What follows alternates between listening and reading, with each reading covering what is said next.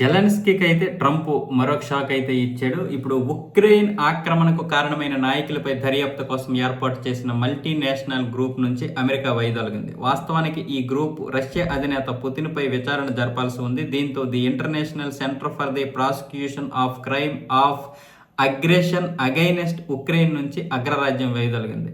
2023లో Trump కార్యవర్గం ఈ గ్రూపులో చేరింది. అంతర్జాతీయ చట్టాల ఉల్లంఘన, దౌర్జన్యాలకు పాల్పడిన రష్యా, బెలారస్, ఉత్తర కొరియా, ఇరాన్లను బాధ్యులను చేసేందుకు దీనిని ఏర్పాటు చేశారు.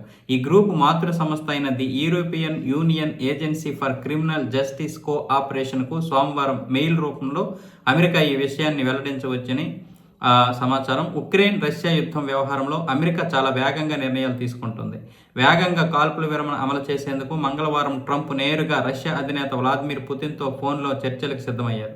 ఈ విషయాన్ని ఫ్లోరిడా నుంచి వాషింగ్టన్కు తిరిగి వస్తుండగా ఎయిర్ ఫోర్స్ 1లో వెల్లడించారు. నేను రేపు మంగళవారం పుతిన్తో చర్చలు జరపనున్నాను. మేము భూమి, పవర్ ప్లాంట్ల గురించి కూడా చర్చించనున్నాం.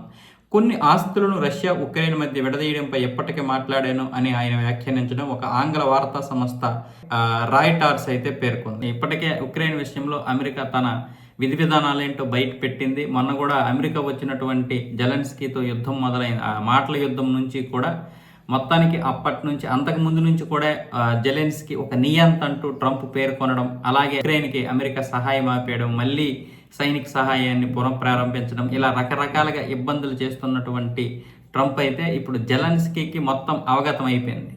ఇది మొత్తానికి ఖనిజ సంపద మీద అయితే అమెరికా కన్నుబడింది. ఎలాగైనా సరే భయపెట్టో బాపెట్టో మొత్తానికైతే తన ఖనిజ సంపదనైతే లాక్కోవడానికి అమెరికా కన్నేసింది. దీనికి ఇంకొక మార్గం అయితే లేదు. ఎందుకంటే అమెరికా సహాయం లేకుండా మిగతా ఏ దేశం సహాయం చేసినా ఉక్రెయిన్ పోరాడలేదు. ఖచ్చితంగా ఇప్పుడు కనుక అమెరికా వదిలిస్తే రష్యా పూర్తిగా భూభాగాన్ని లాక్కునే అవకాశం ఉంటుంది. కాబట్టి పూర్తిగా భూభాగాన్ని లాక్కోకపోయినా కనీసం రష్యాతో మరో సంవత్సరం యుద్ధం చేసే పరిస్థితి కూడా ఉక్రెయిన్కి లేదు, అమెరికా కనుక సహాయం చేయకపోతే.